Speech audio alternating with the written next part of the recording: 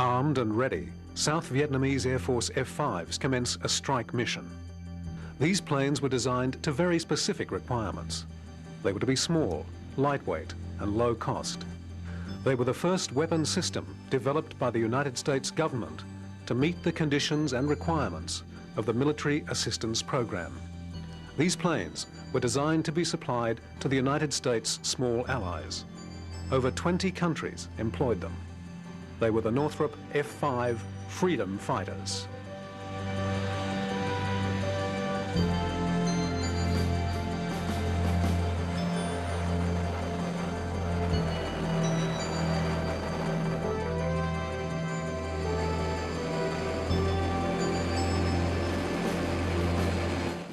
The F-5's development defied current trends in fighter aircraft.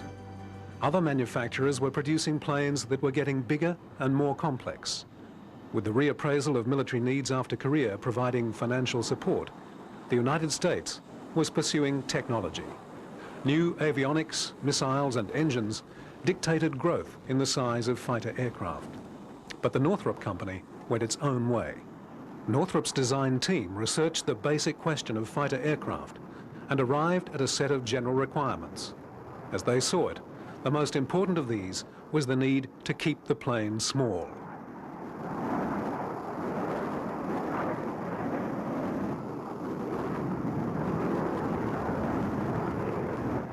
In a classic case of successful innovation, the reappraisal not only led to the family of F-5s, but has had a much wider effect on the development of fighter aircraft since.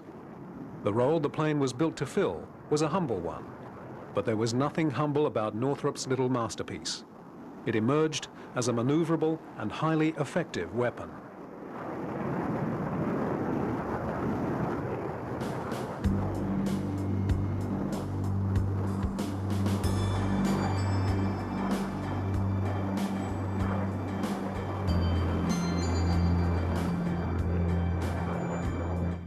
These planes are F-5Cs, a rare type.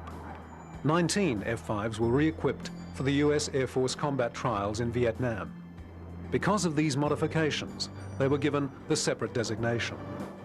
They were much better known as the Skoshi Tigers. After their USAF action, the modified planes were handed to the VNAF and became South Vietnam's first modern jet fighters. In time, about 200 F-5s were used by the Vietnamese.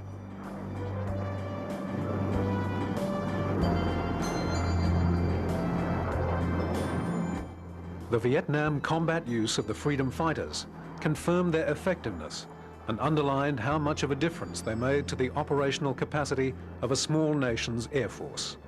Orders flowed in to Northrop, and F-5s spread round the globe. In action, the Vietnamese pilot's aggression combined well with the little plane's accuracy, particularly in ground attack. The plane's load was small, but the precision of its delivery made up for the lack of bulk.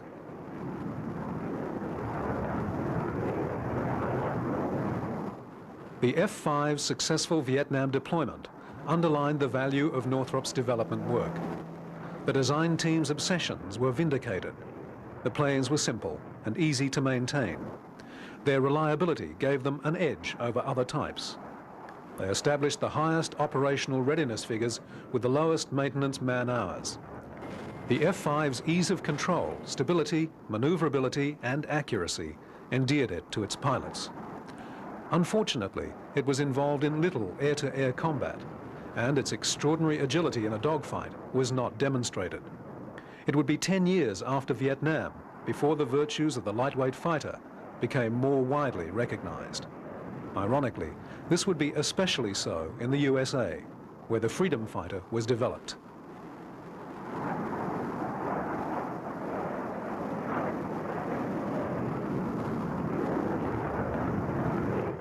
The F-5's development goes back to 1955, when Northrop completed the first phase of its fighter studies.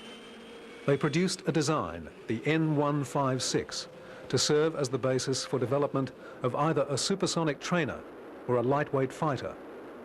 The USAF was uninterested in anything small as a fighter. but the attractions of the design as a trainer could not be ignored. On the 15th of June 1956, the go-ahead was given for the production of prototypes of what became known as the T-38 Talon.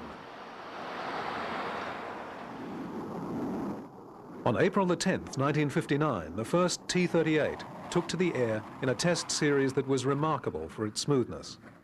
It was the first supersonic plane to go through testing without a major accident. There were no aerodynamic changes, and the plane exhibited no vices. The T-38 came out with an instantly established reputation for outstanding flight handling and forgiving characteristics. After the success of the initial flights, larger orders flowed in, and by October 1959, production was stepped up from 2 planes a month to 10. Eventually, nearly 1,200 T-38s were built. Meanwhile, the company had continued to develop the fighter version at its own expense, tailoring it to the emerging market with less wealthy American allies. This may have been a gamble, but it was a well-informed one. US defense officials could see the logic of supporting allied nations with equipment. Additionally, it made sense to equip them with combat-capable modern weapons rather than hand-me-downs. An ally with obsolete equipment is of limited use. In May 1958, the company was instructed to go ahead with construction of 3 prototype N-156 fighters. The established T-38 tooling accelerated construction, and the first plane was able to make its first flight only 14 months later.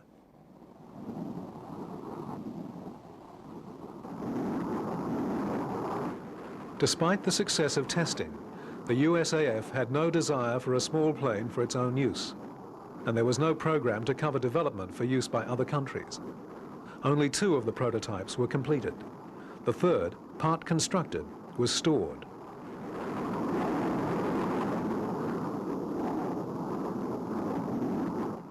The US Army became very interested in the N-156F for a time, for ground attack and close support. In competition with other aircraft, the N-156F demonstrated outstanding capabilities. It also impressed with its reliability and ease of maintenance. But the Army competition was called off. The responsibility for operating such high-performance land-based fighter aircraft is something guarded closely by the Air Force.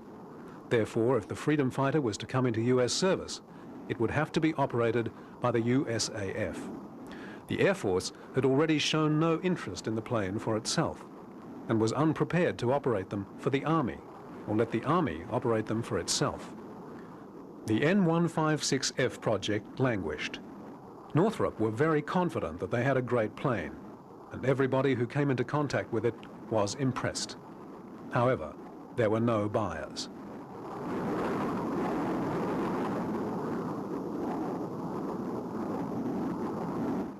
It was to be May 1962, almost 3 years after the first flight, before there was any success for the project. The Department of Defense had continued to review the needs of the United States allies in NATO and SEATO. Existing practice was to supply the poorest countries with aging US jets that had passed their use-by date as far as the Air Force was concerned. This was an inefficient use of the Allied Defense Force resources. What was needed was just what Northrop had designed. The Kennedy administration had vowed to pay any price for the maintenance of freedom, including active re-equipping of Allied forces, and Northrop's plane was the only serious US contender for a lightweight, low-cost fighter. It was therefore announced that the N-156 had been chosen as the defensive arm to be supplied to favored nations under the Military Assistance Program, MAP.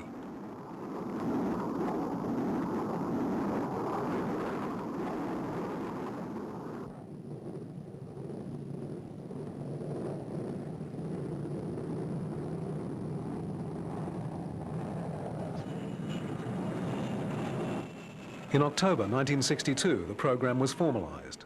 Orders were placed for 2 versions of the N-156F, a single-seat fighter and a twin-seat version to double as a trainer. These were given the USAF designations F-5A and B.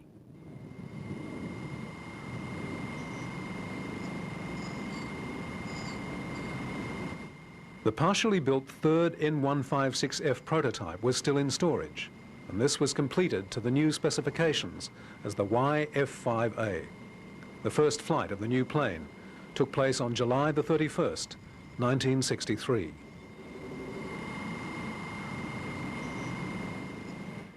Northrop test pilot Hank Chuteau took the controls for what proved to be an incident-free flight. As with the T-38 and N156 trials, the testing program passed without any hitches. Changes from the earlier designs had been few, principally in more powerful engines and increased weapons load. The plane was also given a more rugged landing gear for rough terrain use.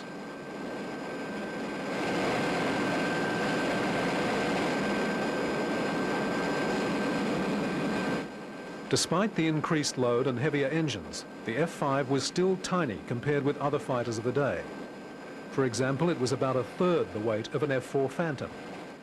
The key to its size was the power plants chosen for the plane. Northrop's designers had been quick to notice the development of small turbojets. They'd been designed for use in missiles, but the Northrop team saw in them the opportunity to gain significant savings in thrust to power plant weight, and also incorporate the safety package provided by a second engine.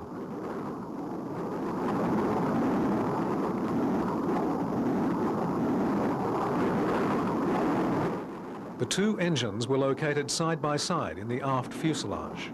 The F-5 engines each weighed only 570 pounds, including the afterburners, and delivered 4,080 pounds of thrust. With a simple two-point mounting onto built-in overhead tracks, maintenance was so simple that a crew of 3 could remove and replace an engine in 20 minutes.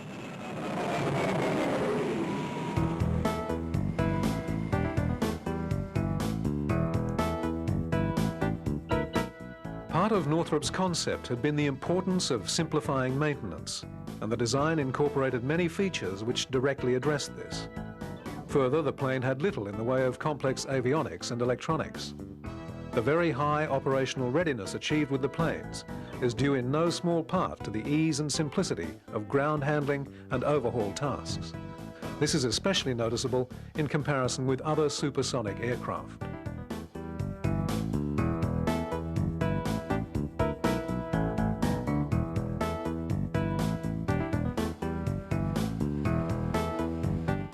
A total of 8 aircraft were used in the development and flight test program, and these were soon followed by production models. Initial deliveries were made to the USAF Tactical Air Command at Williams Air Force Base in 1964. Here, US air and ground crew trained on the aircraft. The job of these men would be to instruct foreign servicemen in the plane's maintenance and operation.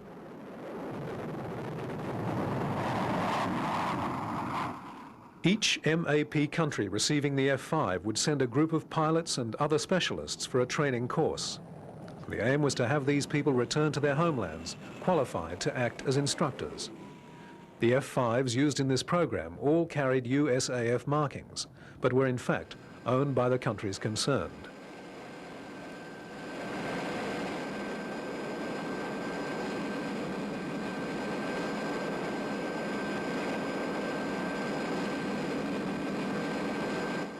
The first classes got underway in September 1964 with crew from Iran and Korea. US pilots working with the Military Assistance Advisory Group also attended this course. It would be their job to advise F-5 customers on how best to integrate the new planes into their inventories and how best to employ them in the field.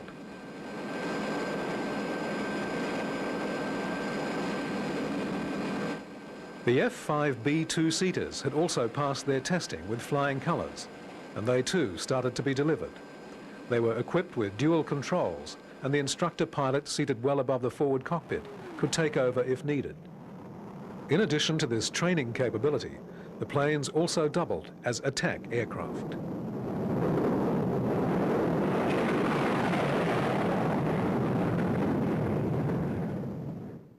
Given the impoverishment of many of the client nations, the plane was designed to cope with rough terrain and rudimentary or non-existent landing grounds. The ruggedness and stability of the little planes was best demonstrated in this type of operation.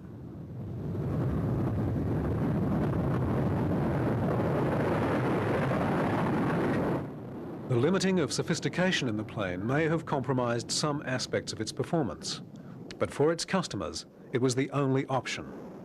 They found that it ideally matched their capabilities and budgets and gave them a very capable defensive and offensive strike. For most of the air forces in question, this was the first time they had deployed effective modern combat aircraft.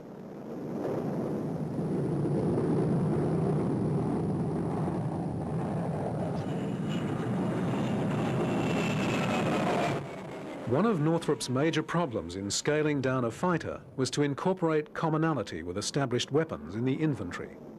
Special care is needed in the design of small planes, since standard items such as stores pylons and ammunition belts are proportionately large. The bulk of these common systems ultimately sets a minimum practical size for the aircraft.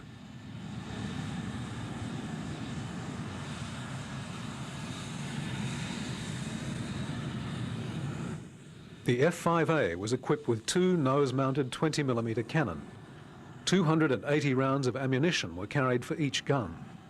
As with all aspects of ground handling, the routines to access, clear, load and arm the guns were simple. Everything was within reach of the crewman standing on the ground.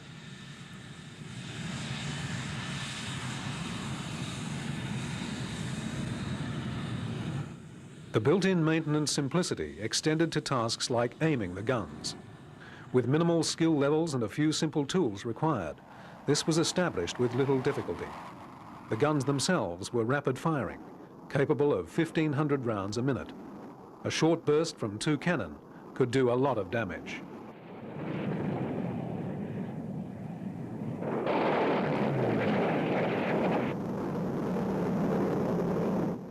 In addition, Sidewinder missiles could be mounted on the wingtips to give the little fighter a hefty air-to-air punch. With the stability and easy control of the F-5, formidable accuracy with the cannon was achievable.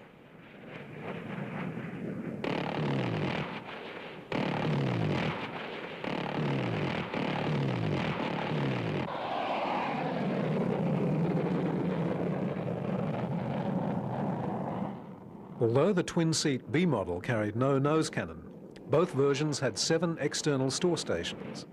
These accommodated a full spectrum of tactical ordnance and fuel. Missiles, bombs, napalm and rockets could be carried in combination as required for a mission. The load could range up to 6,200 pounds.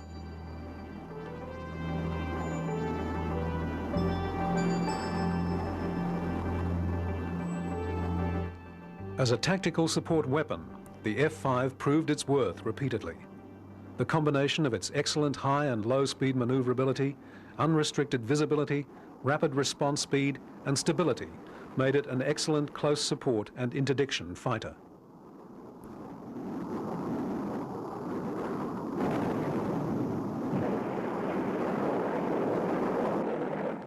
On its introduction in 1964, the F-5 made a considerable impact. In 1964 and 1965, the plane captured 85% of the weapons meets in which it was entered. These formal contests took place both in the USA and overseas, and pitted the freedom fighter against a variety of the West's best frontline fighters. The little plane embodied virtues that made it a real handful to contend with.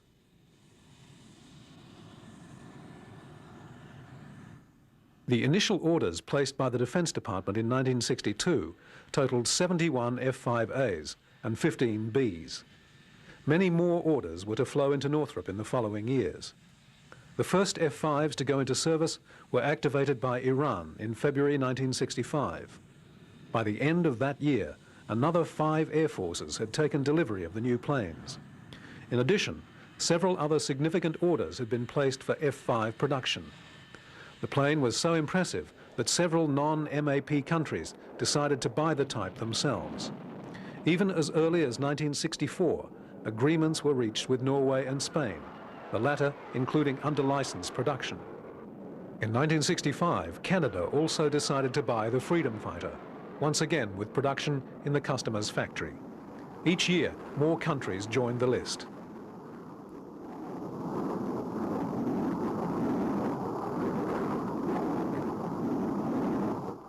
Area ruling had been applied to the plane. This concept, developed by NASA, held that the cross-section of the complete aircraft should vary smoothly along its length.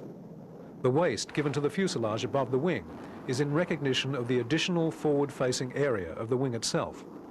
It was the area ruling that resulted in the F-5's slimmed hips and the overall smoothness of the aircraft's lines. This was even carried to the point of area ruling the wingtip fuel tanks.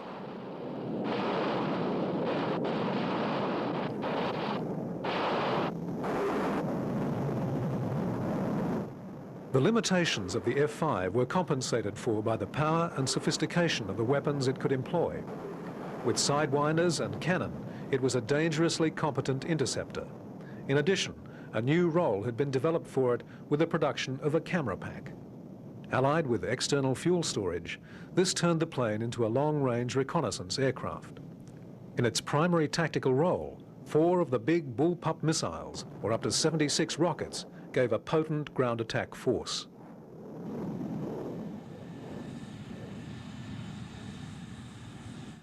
All the fuel storage, internal and external, was pressure-filled in minutes from a single fuel inlet. This was one of the many ways in which the importance of simple maintenance had been recognized in the design. Over a quarter of the surface of the plane was made up of hatches and removable panels.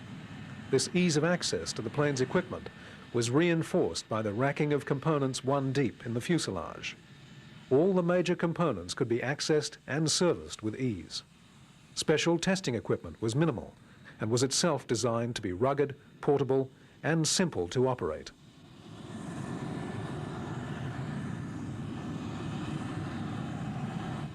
Compared with other aircraft capable of the same operational missions, the maintenance requirements of the F-5 were minimal. This aspect of the plane's design was a total success.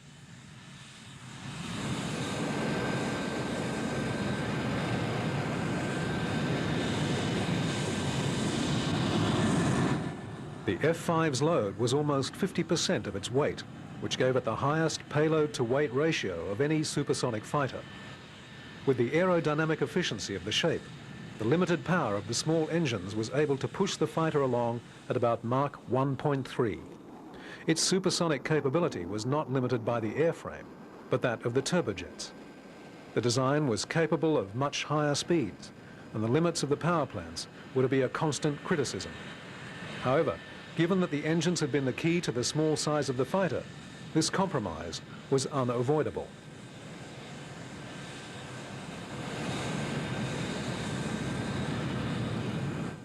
In recognition of the potential of the design in the close support role, the USAF decided to trial the planes under combat conditions in Vietnam. In what was known as Operation Skoshi Tiger, 19 aircraft were re-equipped to a USAF standard in 1965. With aerial refueling system, armor plating, and jettisonable pylons, these modified planes were designated as F-5Cs. The planes arrived in Vietnam on the 23rd of October and flew their first combat mission within hours of arriving.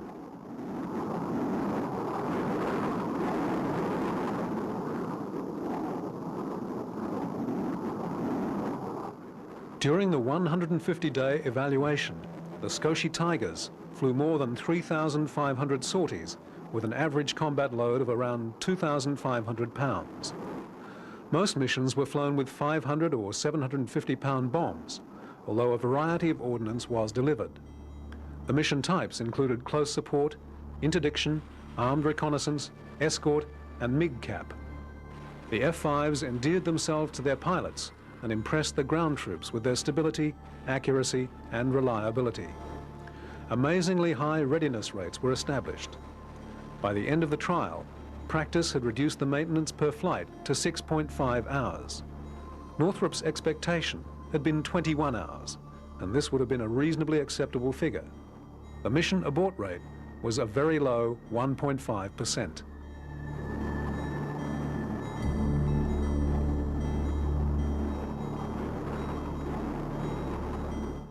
Faced with this sort of evidence, the USAF once again looked at the F-5. The outstanding performance naturally suggested an advanced version to overcome the niggling doubts about its engine power, range, and load. As a variation to the F-5A and B, newer and more powerful engines were adopted. In addition, many of the variations provided for individual buyers were re-evaluated. Any performance enhancements were incorporated into the new design.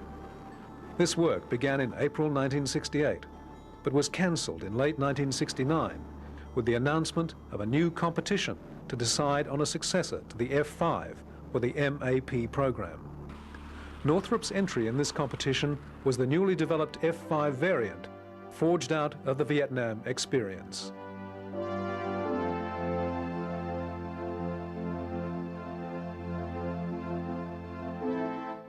The F-5 was announced as its own replacement, but to lessen confusion and to recognize the changes to the design, new designations were issued.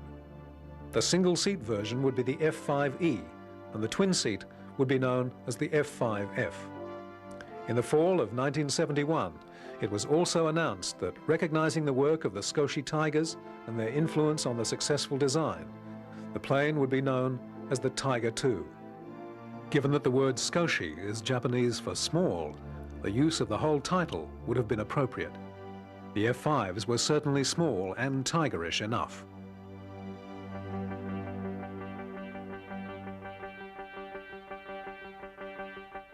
The rollout of the new plane took place on the 23rd of June 1972, and the first flight followed on August the 11th.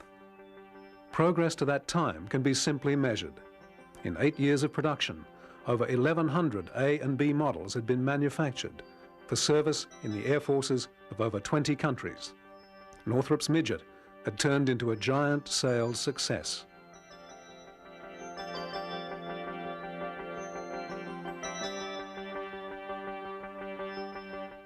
The F-5E engines developed 5,000 pounds of thrust, an increase of over 20%.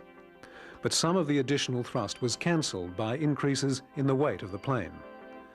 Though the new version had increased power, experience would show that this was still not enough to fully exploit the virtues of the airframe. Lightly loaded and flat out, the E was capable of Mach 1.6, but was more comfortable cruising at high subsonic speeds.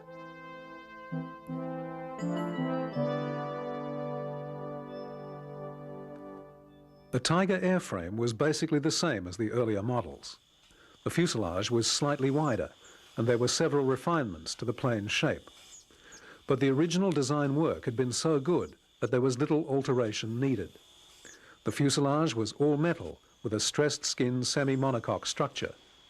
Some steel and titanium were used in the aft fuselage, but the plane was primarily riveted aluminium.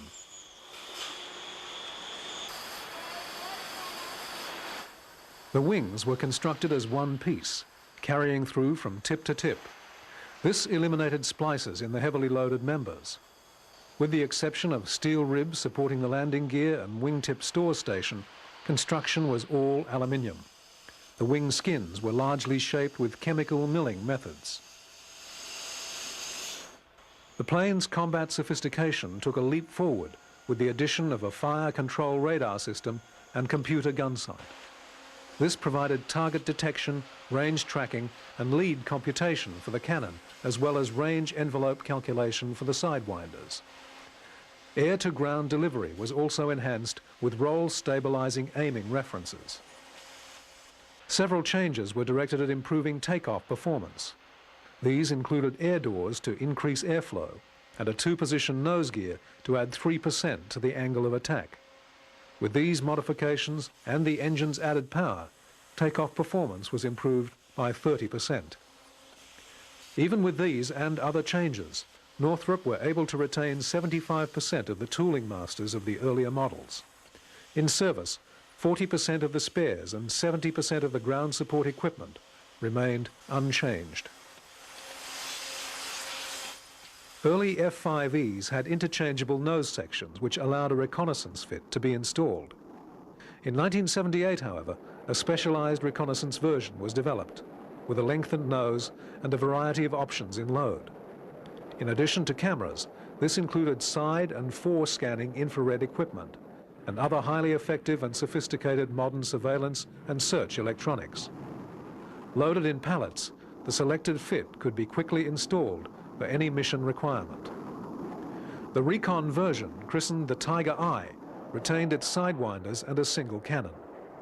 Development was funded by the company and resulted in a very competent specialist aircraft. Northrop's Radical small fighter had now progressed to become a family of planes. Production had switched smoothly to the new model, and the first F-5Es were delivered by the end of 1973. By 1976, Northrop's sale of T-38s and F-5s had passed 3,000, with orders for Tiger IIs still coming in. T-38 production ended in 1972, with delivery to the USAF of the last of 1,189 aircraft produced. Production of the Tiger II continued for another 17 years. The final E and F models were delivered to the Singapore Air Force in 1989. The total number of T-38s and F-5s manufactured was 3,806.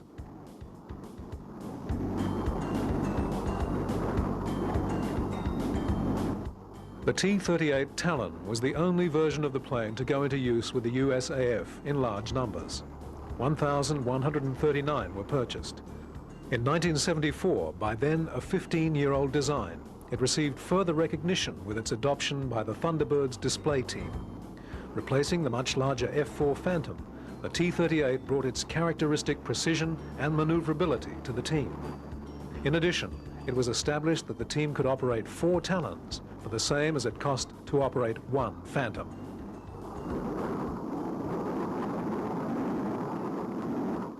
The F-5E Tiger II was to be the most prolific model. With a range of standards of equipment tailored to the economic capacity of the buyer, many sales were arranged outside the Defense Department MAP sponsorship. These included highly refined electronics packages on aircraft for Saudi Arabia. The Saudi planes with inertial navigation, radar warning, chaff or flare dispensers and Maverick missiles were extremely able fighters.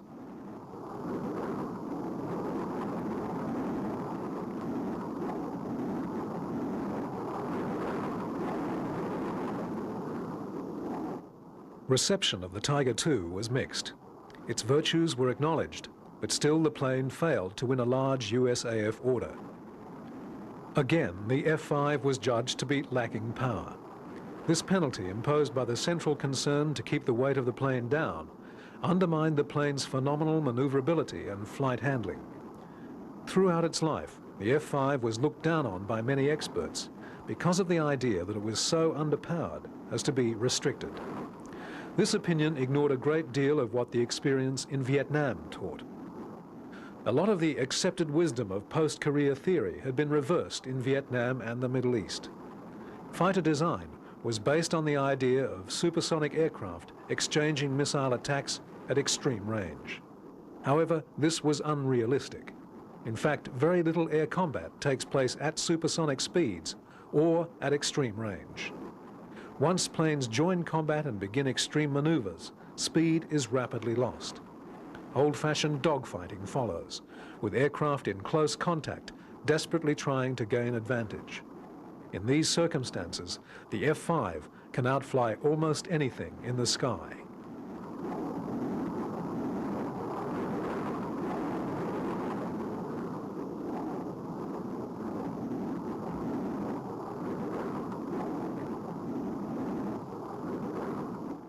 The USAF inventory has not had any other plane which shares the F-5 specifications. Perhaps the nearest comparison would be with the Soviet MiG-21. Though the MiG had a more powerful engine and could exceed Mach II, this was its only real advantage over the Tiger. The MiG, though very maneuverable, has had a checkered career, with some of its variants being dangerous. In head-on combat, the planes would be very evenly matched.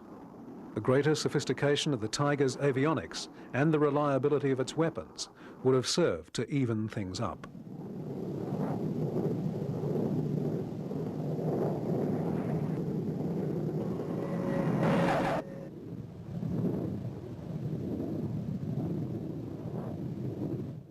Sales of the F-5E bolstered the capability of small air forces worldwide. Arrangements were made for overseas manufacture, adding production agreements with Switzerland and Taiwan. In its role as the military assistance program's basic inventory, it complemented the earlier model's success. The combination of low cost and high efficiency with rugged simplicity was unavailable in any other US design. The strength of the Western alliances was immeasurably increased by the program. Throughout South America, the Middle East and Asia, nations with small economies had their air power transformed. What is surprising is the number of planes sold into Europe. These purchasing decisions, like the Saudi orders, were not economically driven. Countries like Norway, Switzerland and the Netherlands are not impoverished. These nations decided that there was no purpose in the purchase of larger, more complex and more expensive aircraft for roles that the F-5 could easily perform. There was also one communist air force using F-5s. With the fall of South Vietnam, the North Vietnamese captured and operated 87 F-5s of various models. These planes were later used with considerable success against Chinese aircraft in border clashes.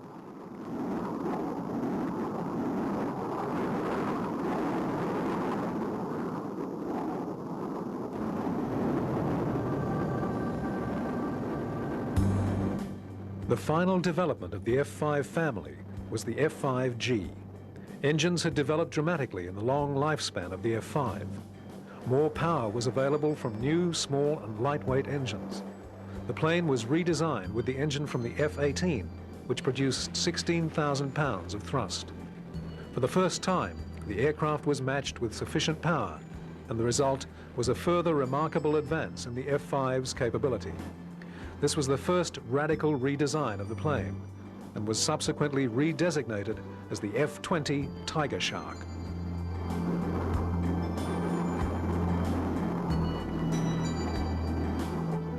With power aplenty available, Northrop were able to pack additional capability into the plane. Though larger than its predecessors, it was still a small fighter, but its capacity now stretched comfortably up to Mach 2. This was achieved without the loss of any of the F-5's outstanding maneuvering and handling. The work started as a co-production effort with Taiwan, and though a presidential veto was placed on the Taiwan deal, Northrop continued to refine the plane up to 1980. Surprisingly, despite the outstanding ability and competitiveness of the Tiger Shark, no sales were forthcoming. It had overcome doubts about the plane's performance. Its takeoff was outstanding, its electronics fit state-of-the-art, and its price was still low for a high-tech aircraft. Northrop accepted the lack of orders, and the Tiger Shark was abandoned, effectively closing the development of the family of little fighters.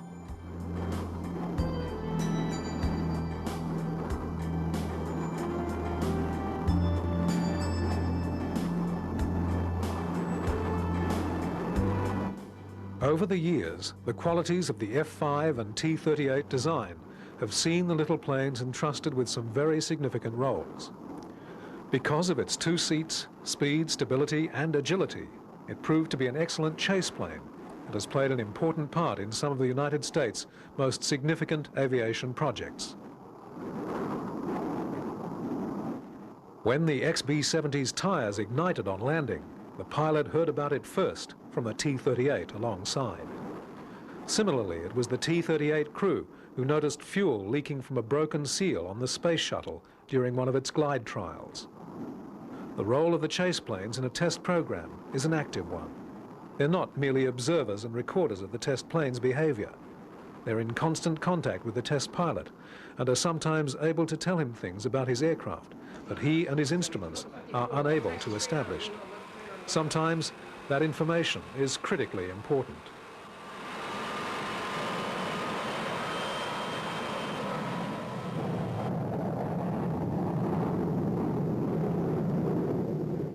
From the beginning of its career, the T-38 and F-5 design has always displayed impeccable handling and stability.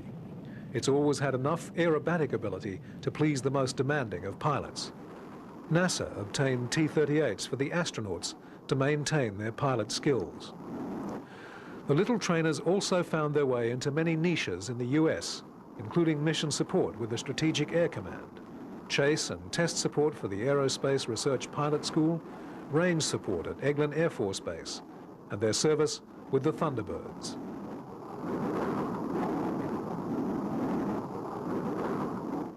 The F-5 also resurfaced in the X-29 program. Here, accompanied by a T-38 chase plane, the forward swept-wing X-plane is seen during its test series. The fuselage is that of an F-5, with undercarriage from an F-16, melded to the exotic wing and its enhanced maneuverability. The simplicity of construction, strength, and aerodynamic soundness of the F-5 suggested its use for such a transmutation.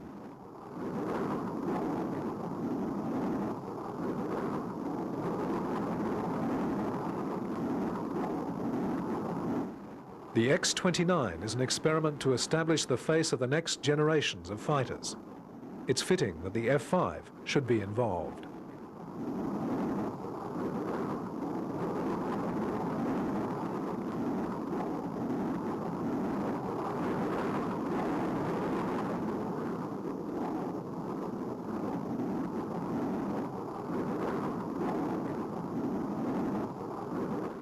At one time, most exercises were conducted within wings. This meant that pilots were pitted in practice against the same type of craft they were flying themselves. In real combat, this is one of the least likely scenarios. The US Navy developed its scheme to remedy this problem under the acronym DACT, for Dissimilar Air Combat Tactics. This has become far better known as Top Gun training. In essence, this training tries as realistically as possible to reproduce combat conditions.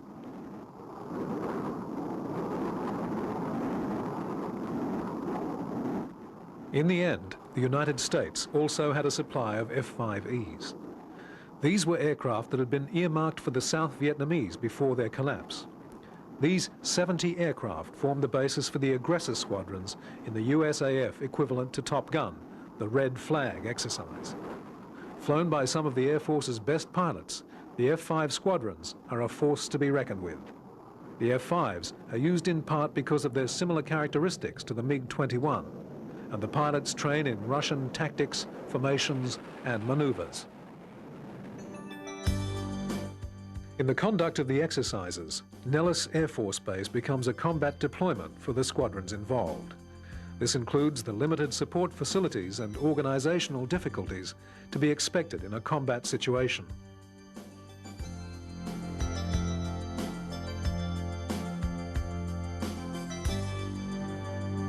It's important because they find out what these planes can do in a wartime situation. And that's good practice for both the crew chiefs of the planes and the air crew. Over the period of their use in Red Flag, the F-5s have come up against virtually every frontline fighter in the West. The aggressor pilots are very experienced and have become specialists in Red Flag. However, it's still sobering to note that against the best fighters the Western powers have had over the last 20 years, there's no type that has established a clear ascendancy over the Tigers. Copy that, and it's now 15036, still tracking north. Roger, contact now, 30 degrees left at 25. Split off to the north, you got 1225 for 13, and the other one's 5 miles north of him. Okay, I got the north guy, watch that guy to the other side there, about thanks. Roger, looking. Okay, thank you, go after the guy to the south, he's 230 for 10, coming at you. I got him, he's advancing to this side. So we got some F4s north of Felicia Peak. We got the Bandits 150 for 40 miles. We may try to hit over that way. You headed south now. That's firm. We're steady about 170. Okay, the lead just went in a right-hand turn to south. Come hard left 180. Check on the nose a mile. You got a bogey. 6 o'clock for 6,000 feet. Right. Keep the turn in. We're coming around hard on him. Okay, got it. Yeah. I'm going left. Somebody pick him up.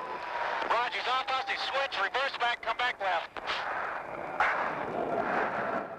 The opponents of the Tigers in these exercises were frontline squadrons equipped with the best aircraft and trained to the highest standards. The electronically assessed Red Flag kill ratios favored types like the F-15 and F-14, which are truly awesome systems, against the F-5s. But the margin is small. And if the number of planes shot down is compared to the dollar value of those planes, then the results change dramatically. The Red Flag exercises with F-5s tend to indicate that a force of Tigers would prevail with a margin against the equivalent dollar value of any other type of plane. This includes types that are far more recent designs. This not only puts the F-5 into a more favorable light, but dismisses many long-established criticisms of this unique family of airplanes.